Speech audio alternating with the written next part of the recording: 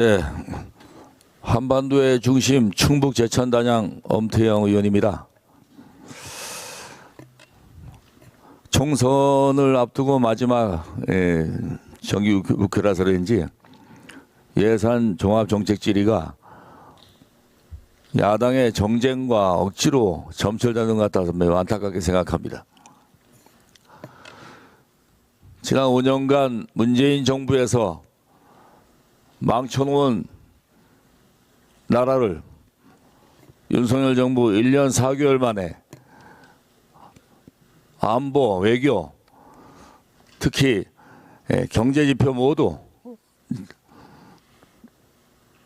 연착륙되어 가고 있고 청년 일자리까지 지금 어느 때보다도 많은 성과를 내고 있다고 이렇게 알고 있습니다.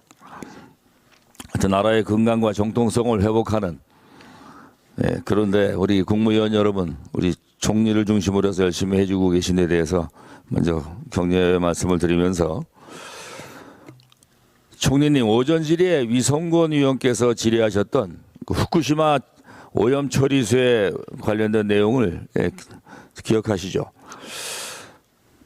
본 의원은 지금 계속 얘기가 나오고 있는 후쿠시마 오염 처리수 문제를 총리께서 제안하셨던 것처럼 전문가들이 모여서 과학적 근거를 바탕으로 제대로 된 토론이 필요하다고 생각합니다. 제가 오전에 위성권 의원 질의를 듣고 정말 사실인지 팩트체크를 한번 해봤습니다. 콩은 칼륨이 풍부한 음식물입니다. 역시 커피콩도 콩과 마찬가지죠. 지구상에 존재하는 칼륨의 0.012%는 방사성 물질인 칼륨 40이라는 미량의 양이 커피콩에도 들어가 있습니다. 총리님, 그럼 커피 한 잔에는 방사능이 얼마나 들어있다고 생각하십니까? 제가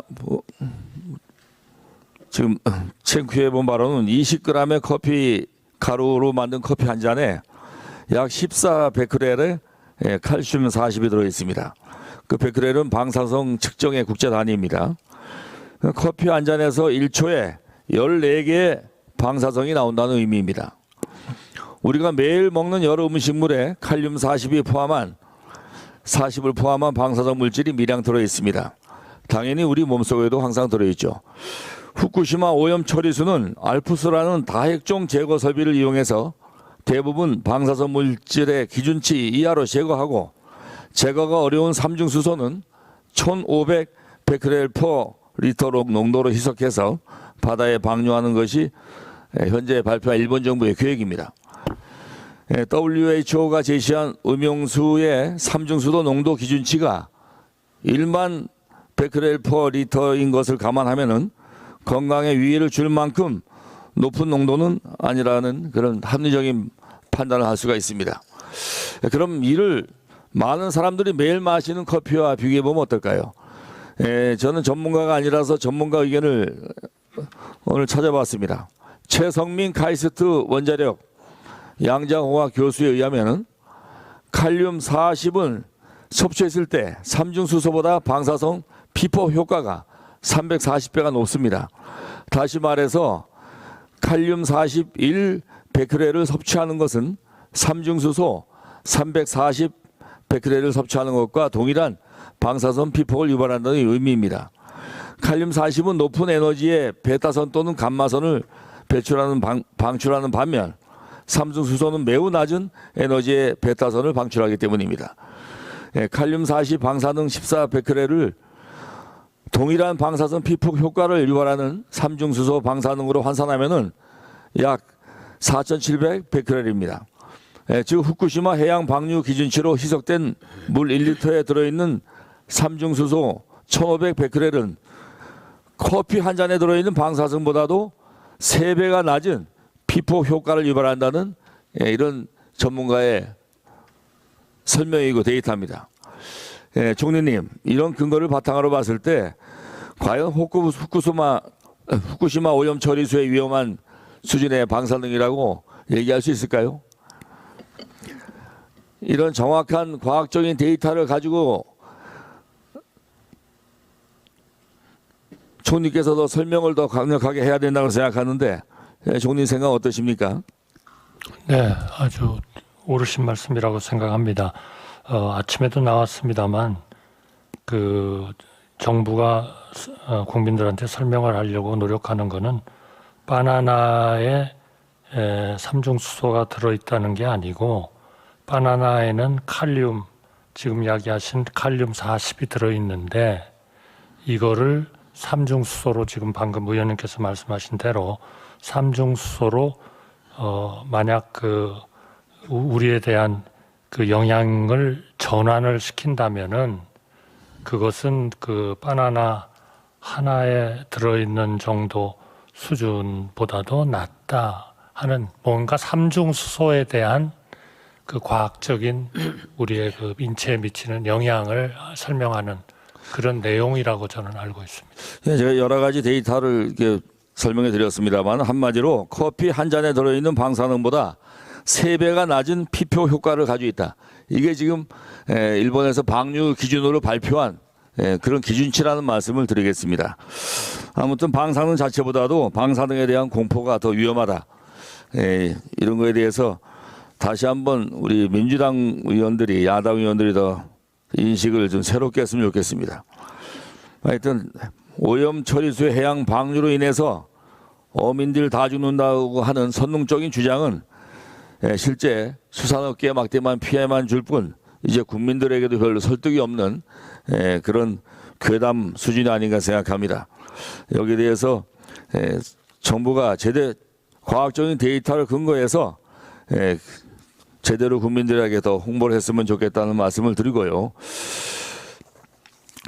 다음으로 민간단체 국고보조금 부정수급과 불법 사용이 도를 넘어서 국민 혈세 누수가 심합니다. 이걸 철저하게 방지하고 운영의 투명성을 제고해야 한다고 생각합니다.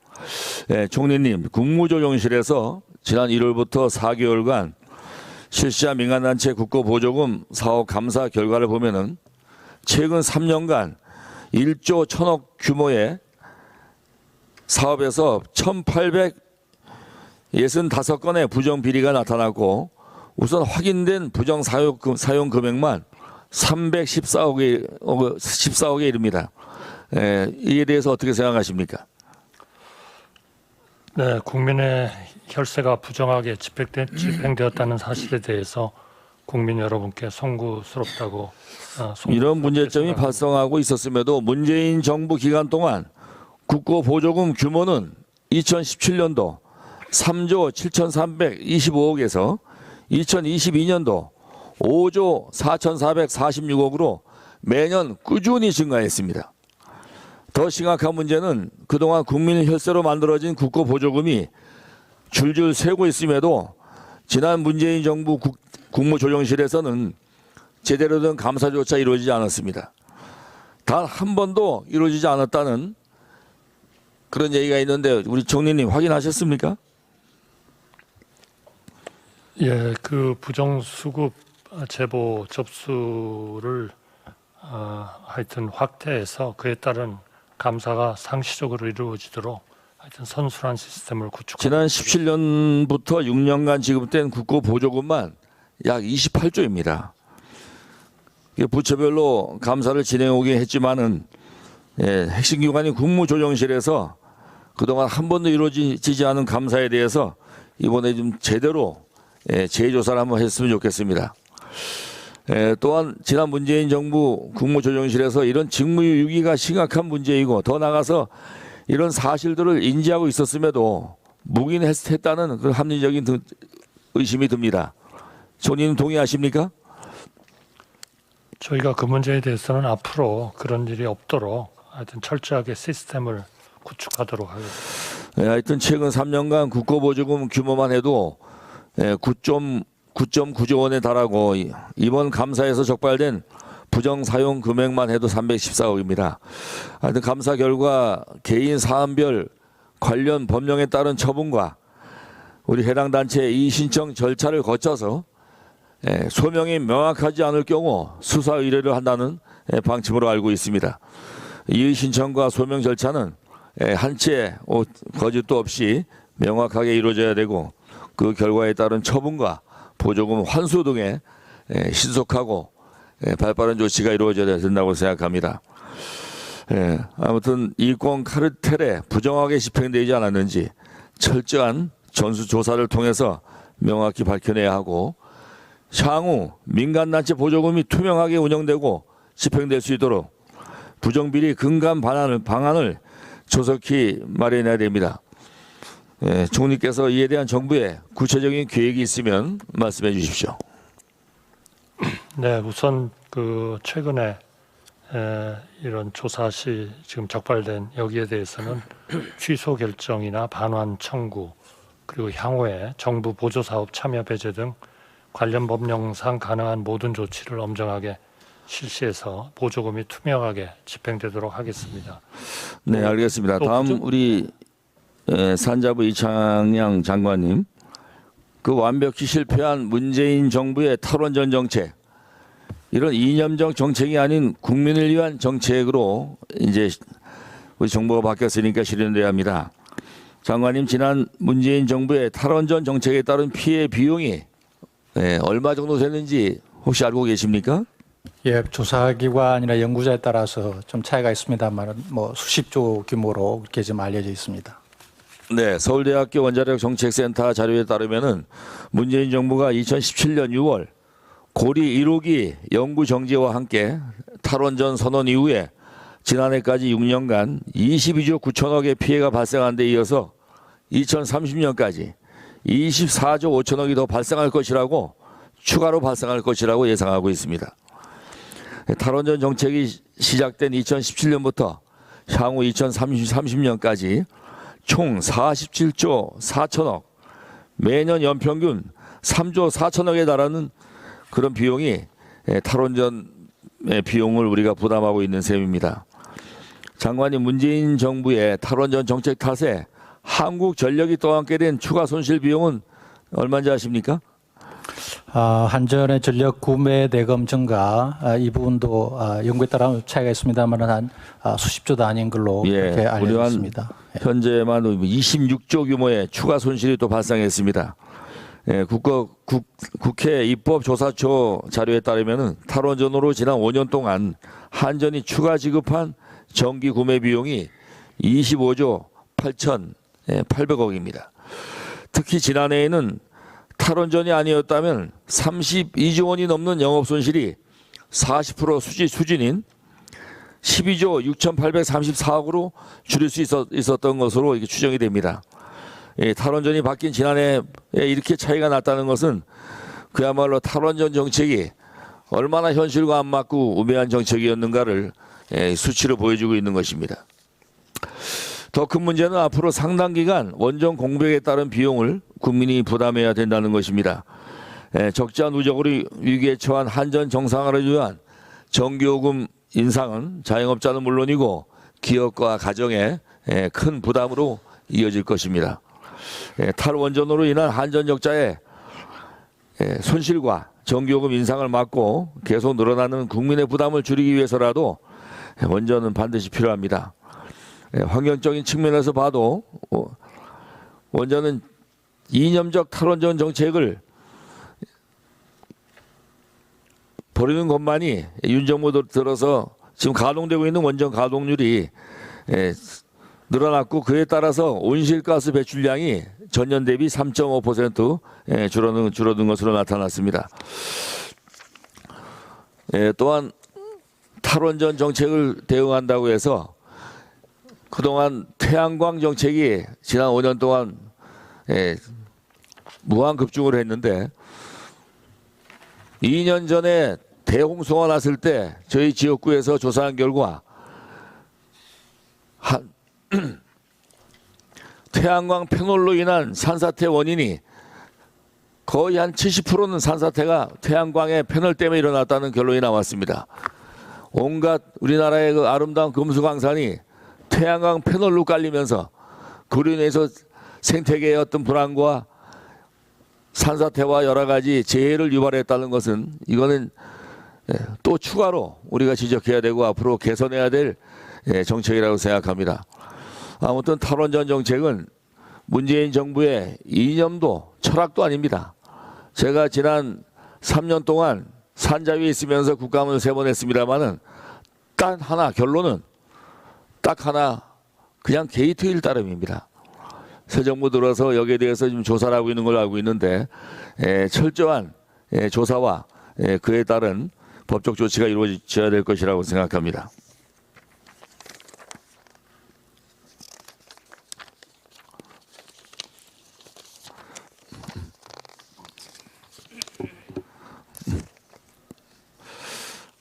네, 다음은 묻지마 범죄가 증가하는데 CCTV 관제 인력 부족이 아주 심각합니다.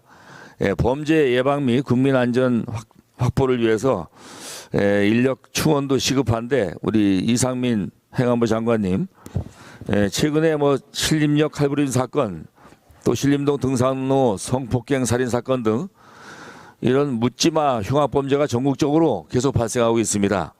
시민의 안전에 천병 역할을 하는 CCTV 관제 인력 부족이 심각한 상황입니다. 여기에 대해 좀 대책을 좀 세우고 계신 건 어느 정도의 어떤 추가 계획과 인력을 계획하고 계십니까? 예, 지금 그 한 명의 관제 요원이 약 360대 가량의 CCTV를 관찰해야 되는 상황이기 때문에요. 인력 증원으로서는 그 효율적인 CCTV 관제가 사실상 어려운 상황입니다. 그래서 지금 전국 지자체 약 53만 대의 CCTV가 설치되어 있는데요. 이것을 순차적으로 지능형 AI CCTV로 바꿔서 사람 대신 이 AI가 관제토록 하는 방향으로 해나갈 작정입니다. 현재로서는 2027년을 목표로 하고 있습니다. 그 외에 CCTV 대수도 많이 늘려서 보다 효율적인 관제 시스템을 확보하도록 하겠습니다. 네, 작년도에 1년 사이에 서울시만도 102대나 증가한 수치를 조사가 됐는데요. 그래도 역시 묻지마 흉악 범죄가 계속 많이 발생하고 있습니다. AI 시대에 AI까지 동원해서 안전장치에 대한 특별한 대책을 강구해야 됩니다. 말씀하신 대로 지금 지난 직원 1명당 관제 CCTV 대수는 1인당 평균 357대를 지금 관제하고 있습니다. 도저히 이게 인력 부족 현상 때문에 제대로 컨트롤이 안 되고 있는 상태죠. 그래서 지자체 영상 처리 통제 관제센터 구축 및 운영 규정을 보면은 권고 사항이 1인당 50대입니다. 공고 50대인데 지금 350대를 1인당 관장하고 있다 보니까 이런 여러 가지 누수로 인한 범죄가 발생하고 있는 것 같습니다. 특별히 대책을 좀 세워주시기 바라고요. 그리고 또 정부에서 총리께서도 정부 정책의 발표를 봐서 아시겠지만은 기상 이변 등으로 인해서 여러 가지 수해 피해가 증가하고 있는데 총리님 지금 새로운 기후 대응 매뉴얼과 재난 대응 시스템을 재점검해야 된다고 정부에서도 인지하고 있는데 여기에 대한 계획은 어떠십니까? 네, 저희도 전적으로 동의하고요. 그를 위해서 지금 행안부 장관 주재로 지난 7월에 기후위기 대응 범정부 태스크포스를 구성을 했습니다. 관계 10개 기관과 17개 시도가 참여를 해서 2차례 이미 회의를 했고 앞으로도 조속한 시일 내에 종합적인 대책을 내놓을 예정입니다. 예, 저희 지역 충북에서 발생한 14명의 사망사고가 난 오송 지하차도 침수 사고 경우도 충청북도 당시 상황이 교통 통제 여건 중 일부는 충족했지만은 지하차도 중심부 수위 50cm라는 그 현행 매뉴얼상 기준에 맞추다 보니까 교통 통제를 하지 않은 것으로 나타났습니다. 이 전문가들 의견 들어보면은 이 정도 높이까지 물이 찬다면은 이미 사람은 빠져나가기 어려운 그런 상황이 도달했다. 이런 상황인데도 아직까지 그 과거의 매뉴얼로 재난재해를 대응하다 보니까 이런 실수가 나온다고 전반적인 컨트롤 타워 또 낡은 매뉴얼 교체 이런 것들이 필요하다고 지적한 바 있습니다. 일단 낡은 재난 대응 매뉴얼이 현실적으로 재정비될 수 있도록 총리께서 안전한 대한민국 또 국민들이 모든 흉악범에서도 마음 놓고 다닐 수 있는 그런 범죄 예방을 위해서 특별히 관심 써 주시기를 다시 한번 당부드리겠습니다. 고맙습니다.